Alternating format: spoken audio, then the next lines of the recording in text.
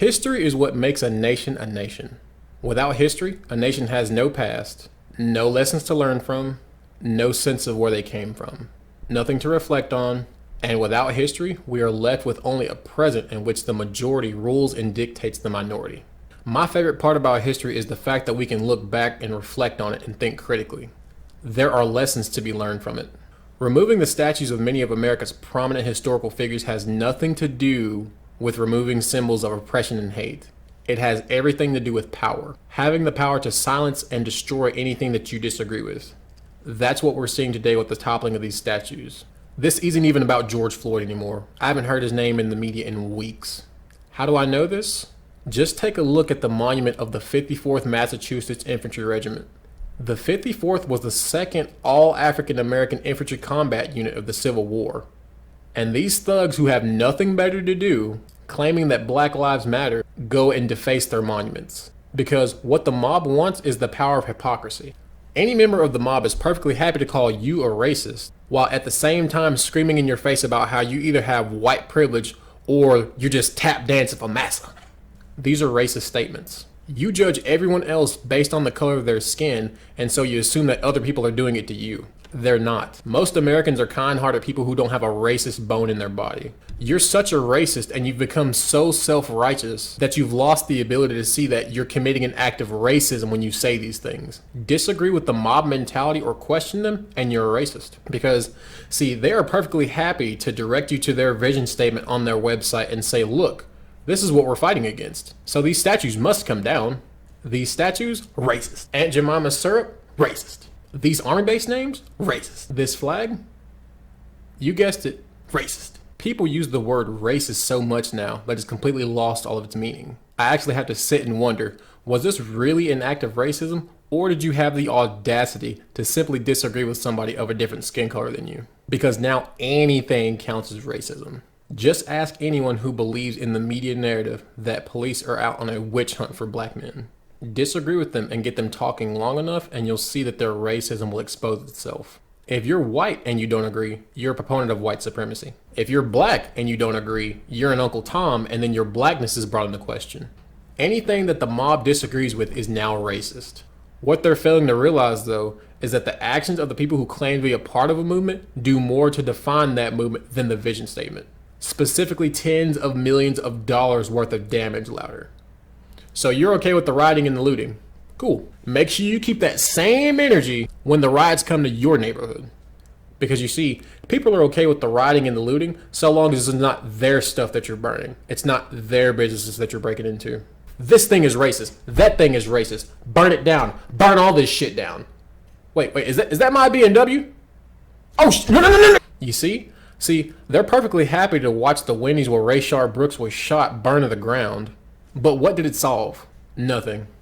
According to suburbanstats.org, as of 2020, the demographics of Atlanta shows that 54% of its residents are black. Now, I don't have any data to back this up because it's really not all that important, but I'm going to say that maybe out of the 50 employees that work at that Wendy's, 30 of them are black.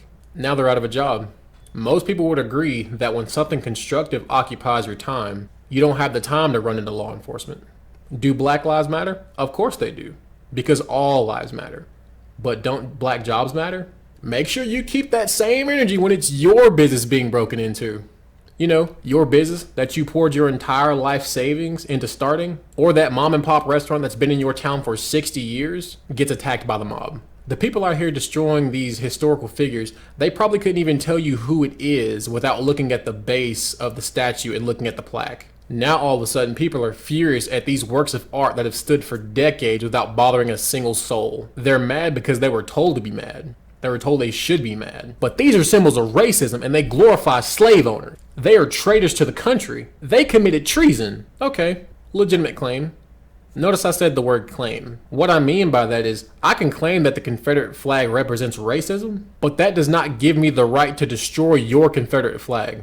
Especially when I didn't even pay for it. These are children in adult bodies with no sense of accountability. They never had to clean up their toys when they were younger, and they were never spanked. They're the kids who got away with knocking over other kids' Legos because they didn't like what they built. Some of you watching this video, hey, we may disagree politically, that's fine. but I will always respect you and your property so long as you respect me and mine. I thought that's how everybody was brought up, but apparently not. These guys are also tearing down statues of people who didn't even remotely have anything to do with slavery. This is Gandhi. The Gandhi.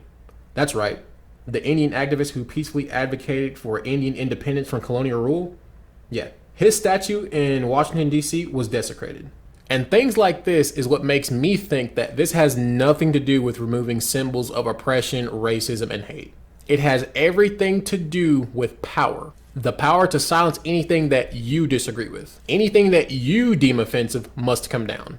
The problem with this is that what I deem as offensive and what you deem as offensive is completely subjective. And if the majority is allowed to dictate what everyone finds offensive, who's to say that, they're not going to tear down the White House? Oh, it's offensive. Chairman of Black Lives Matter of Greater New York, Hawk Newsom, said in an interview with Fox News that if America doesn't, quote, give us what we want, then we will burn down this system and replace it. I could be speaking figuratively. I could be speaking literally. It's a matter of interpretation. Here's the problem with that. When you leave things open to interpretation, the meaning is completely subjective, meaning it's going to vary from person to person. Meaning that I, along with millions of other Americans, get to determine what that means. I don't think this is the approach you should take. I think a strong message about bringing back the black nuclear family would help. I think an emphasis on getting an education would help. But that's an entirely different subject for another video. I digress. They want to bring historical statues down and replace them with the figures that they deem appropriate. These statues aren't hurting anyone. Some kids who are like in their 20-somethings, who weren't even sperm cells during the civil rights movement, were told by a Now This post that they should be offended, that they should be angry, and now they're angry. Monuments all over the country are now coming down and the mob is cheering as many of America's historical figures are being toppled to the ground. History is infinitely valuable because it allows us to compare where we were to where we are today. It gives us guidance on the direction that we're headed. I'm not gonna cry because these statues are coming down, honestly, and many people are telling me that they're perfectly happy for these statues to come down. They can remain in the history books. And many people are telling me that they're perfectly happy to watch these statues fall to the ground because they can just stay in museums and we can learn about them in the history books. Cool. So you're saying we don't need their statues because they're in the history books, right? Got it.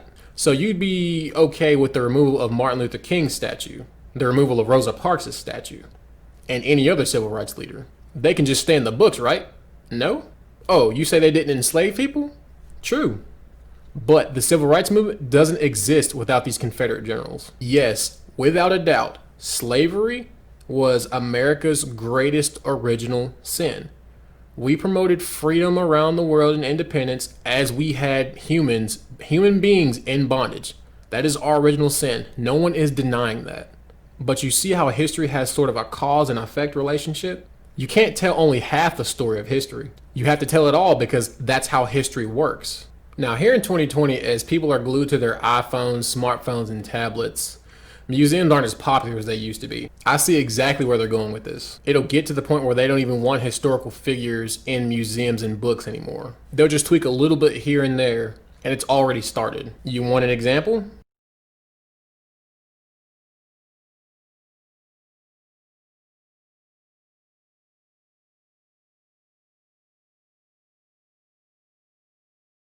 These people are emotionally charged children who want to feel good about themselves. They want to feel like they have a purpose. They want to feel like they have relevance. Don't you have a job? Don't you have something to do than to destroy other people's stuff? I destroyed white supremacy by tearing down this statue. I'm helping. And they believe in their heads that they're doing the right thing. And I can't blame them for that, honestly. I believe they genuinely believe in their world that they believe in their heads that they're fighting for social justice. They believe in their heads that they're doing the right thing. That's why they're doing it. All the while they're burning buildings and businesses. Many of these buildings and businesses are black owned, by the way.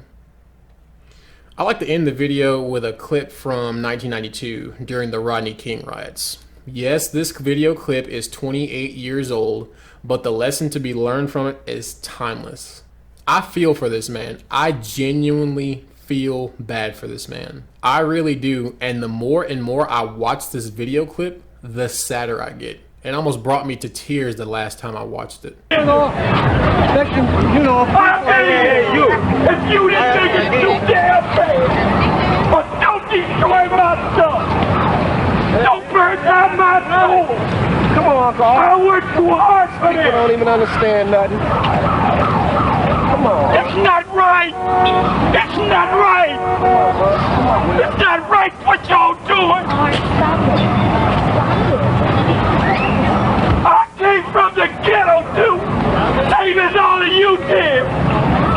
Y'all need to listen. But you know, y'all mess up my business. And you call it black power. You mad at the white man. Why destroy my business? Why destroy my truck? Why steal my computer? I'm trying to make it. Could you understand that? Can't y'all see it? I'm trying to make it. Just start listening.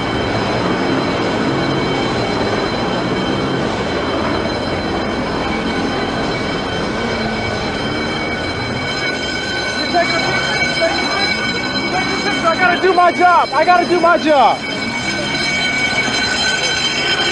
Hey, man. Hey, why you doing this in your community, man? These clothes belong to some of your neighbors. No. You don't care? I don't care. Why? I mean, but what? How can you explain this, man? Is this gonna solve anything? I'm 39, be 40 in a couple months, and so help me God, I never seen parents teaching children to steal. I mean, breaking the windows down and pushing the kids in the store to steal. If I had done that, my mom would beat the stuffings out of me if she had caught me stealing. But these parents teaching their kids. In the words of the great American poet Mark Twain, history doesn't repeat itself, but it often rhymes.